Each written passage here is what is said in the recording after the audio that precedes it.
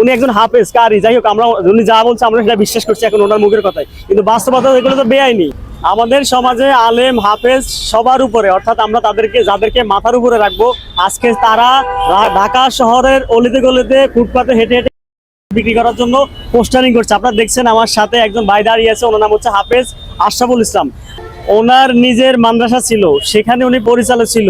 আজকে তিনি ঢাকা শহরের ফুটপাতে হেঁটে হেঁটে কি জন্য পোস্টারিং করছে। আপনি আমাদেরকে একটু বলেন তো, আপনার এই মাদ্রাসাটা কিভাবে আপনার হাতছাড়া হইলো এবং কেন আপনি কি করছেন? আমি তাকওয়া দারুল উলুম হাফিজিয়া মাদ্রাসার প্রতিষ্ঠাতা পরিচালক, শাহবাগ, ঢাকাতে। আমি একটি জুলাইয়ের প্রোগ্রাম করতে গিয়েছিলাম। তো জুলাইয়ের প্রোগ্রাম করতে গিয়ে মূলত হলো আমার এই মাদ্রাসাটার বাধাগ্রস্তটা কার কাছে হই, যে আমার যে মাদ্রাসার যে ভবন, যে মালিক লিটন খান, ওনার তাওই মানে বিআই, লিটন খানের বিআই হলো মানে যুবলীগের জেলার নেতা ছিলেন। তো তিনি হলো আমাকে বললেন যে জুলাই টুকে এবং জুলাই রাজাকারদের জন্য আপনি এই প্রোগ্রাম করতে পারবেন না। তো তিনি যখন এই কথা বলছেন, আমি একটা বাকবিতণ্ড ওনার সঙ্গে জড়িয়ে যাই। জড়ানোর পরেই হলো এইটার হলো রাসেল খান তখন হলো চলে আসেন। এই রাসেল খান এসে এলো তখন হইতেছে মানে এই যে যুবলীগের যে নেতা, তার তাওই মানে রাসেল খানের তাওই, তিনি হলো এসে আমার দাড়ি ধরে টান দেন, আমাকে মানে হেনস্থা করেন এবং বলে যে এই প্রোগ্রামটা বন্ধ করতে হবে 1 ঘন্টার মধ্যে, না হলে তোমার মাদ্রাসায় তালা লাগিয়ে দিব।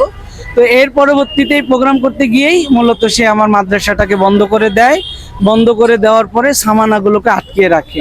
এই সামানাগুলো আটকিয়ে রাখার কারণে মানে আমি যে অন্য জায়গায় সামানাগুলো নিয়ে যে আবার প্রতিষ্ঠান দাঁড় করাবো তারও কোনো সুযোগ ছিল না। বন্ধ হওয়ার কারণে আমি লাখ লাখ টাকা ঋণগ্রস্ত হয়েছি। ঋণগ্রস্তটা কেন হয়েছেন? বন্ধ হওয়ার কারণে? কিভাবে হয়েছেন? বন্ধ হওয়ার কারণে আপনার প্রিয় দেশবাসী, এই যে প্রোগ্রামটা করতে গিয়েছি, এই প্রোগ্রামের স্টেজে মানে জুলাইয়ের যে প্রোগ্রামটা করতে এখানেও স্টেজের টাকা পাবে। এই প্রোগ্রাম করতে অনেক মানুষকে। আপনি মাদ্রাসা টাকা দিয়ে জুলাইয়ের স্টেজ করতে গেলেন কেন? মানে এটা হলো আমি তো করেছিলাম হলো জুলাই শহীদদের ভাইদের সুস্থতার জন্য, যে এখানে সবার একটা ছিল।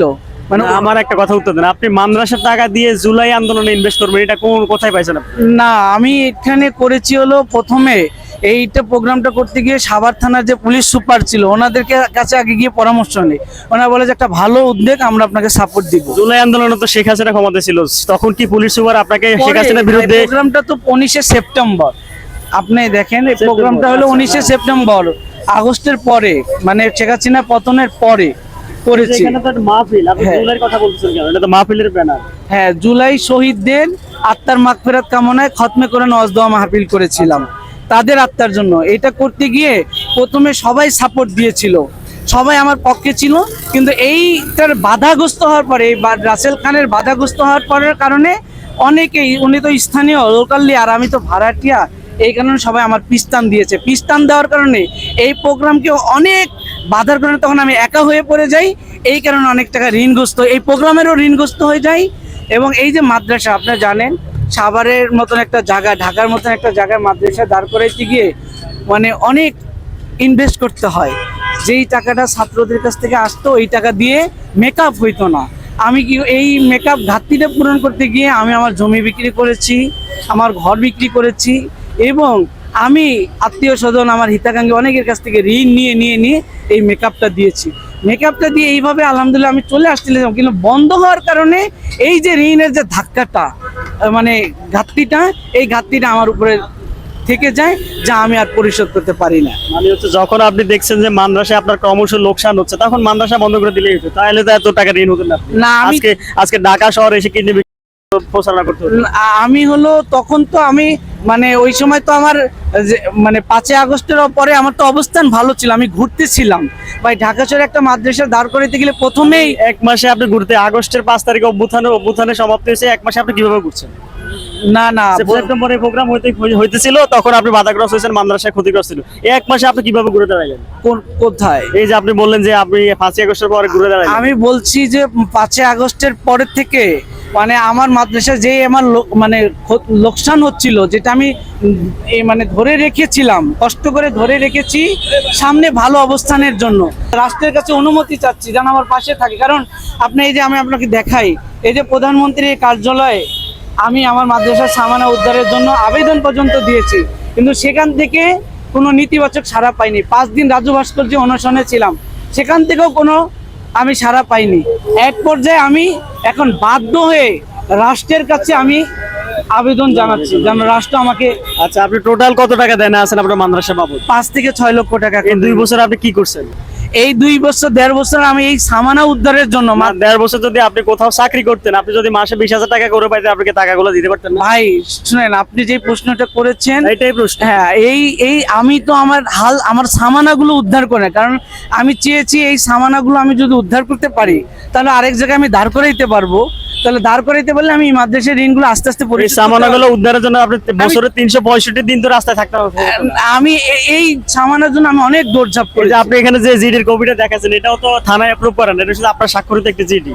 না, এই যে- জিডির তো কোনো অ্যাপ্রুভ না, তো জিডি না করে আপনি রাস্তায় ঘুরে ঘুরে কিডনি বিক্রি করবেন, সেটা তো উচিত না। জিডি করে আপনি এটা না জেনে না না, না জানেন না। এই যে আপনি থানার যে কপিটা দেখাইছেন, এই কপিটা থানায় অ্যাপ্রুভ করেন না, থানায় জমা দেন নাই। তাই করেছে না? করে কই কই সিল কই আমি আপনাকে দেখেন। জিডি দেখাচ্ছি আপনাকে। তো শুধু ভাই, ঢাকার না, রাস্তায় আপনি- মানুষ ইমোশনালি ব্ল্যাকমেল করতেছে। মাদ্রাসা বাবদ আমি 5-6 লাখ টাকা দেনা, এই 2 বছরের জন্য আর মাদ্রাসা নাই। তাহলে এই 2 বছর উনি যদি কোনো মাদ্রাসা চাকরি করতো, তাহলে প্রতি মাসে যদি 20,000 টাকা বেতন পাইতো, ওই 2 বছর উনি মেকআপ করে ফেলতে পারতো। তাহলে কেন ঢাকার রাস্তায় এভাবে মানুষকে ইমোশনালি কিডনি বিক্রির জন্য বিক্রি করতে হবে? দেখেন। উনি একজন হাফেজ কারি, যাই হোক, আমরা উনি যা বলছে আমরা সেটা বিশ্বাস করছি এখন ওনার মুখের কথাই, কিন্তু বাস্তবতা এগুলো তো বেআইনি। কারণ এটাই ওনার এই প্রচারণার মাধ্যমে 8-10 জনে যখন যদি 1-1.5 লক্ষ টাকা ঋণ হয়, উনিও সাইবার বিক্রি করতে। এতে করে কি হবে? বাংলাদেশে একদল কুচক্রী মহল আছে, মানুষকে এই কিডনি নিয়ে ব্যবসা করে। তাহলে অন্য সাধারণ পাবলিকও তো ওনার এগুলো দেখে ইয়ে হবে, উৎসাহিত হবে কিডনি বিক্রি করার জন্য, তাই না? আমাদের কথা হচ্ছে ইমোশনাল ব্ল্যাকমেল না, আমরা ঘটনা যেটা সত্য সেটা আগে জানবো, শুনবো, যাচাই করবো, এরপরে আমরা কোনো কিছু করার চেষ্টা করবো।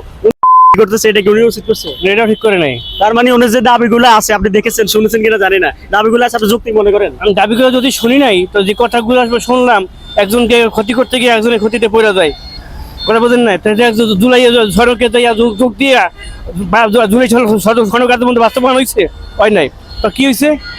এখানে কি হ্যাঁ যোগ দিচ্ছে, হ্যাঁ যোগ দেওয়ার কারণে মাথা ঝুলে গেছে, এই দোষটা সম্পূর্ণ হ্যাঁ। এখানে রাষ্ট্রে কি করবো? এখন যে উনি হাঁটতে, সেটা তো উনি অপরাধ। হ্যাঁ ব্যক্তিগত ব্যাপার। এই যে উনি বলতেছে 2 বছর যাবত হাঁটছে, 2 বছর উনি কোনো মানুষ চাকরি করলে এই 5 লক্ষ টাকা ঋণ দিতে শোধ করতে পারতো না। 100%। তাইলে উনি কেন রাস্তায় আসছে বলেন তো? কেন হারছে? হ্যাঁ ব্যক্তিগত ব্যাপার। তাহলে উনি কি ফল্ট আমরা মেনে নিব? 100%। দর্শক, বাকিটা আপনাদের উপর ছেড়ে দিলাম। আসলে আমি অনেকক্ষণ যাবত আপনাদেরকে ভিডিওটা দেখেছি, বিস্তারিত আপনারা দেখেছেন শুনেছেন, বাকিটা আপনাদের উপর ছেড়ে দিলাম। উনি আসলে সত্যিকার অর্থে বিপদগ্রস্ত, নাকি উনি কোনো উদ্দেশ্য হাসিলের জন্য উনি ঢাকার রাস্তায় এভাবে বিক্রি করবে বলে প্রচার করছে?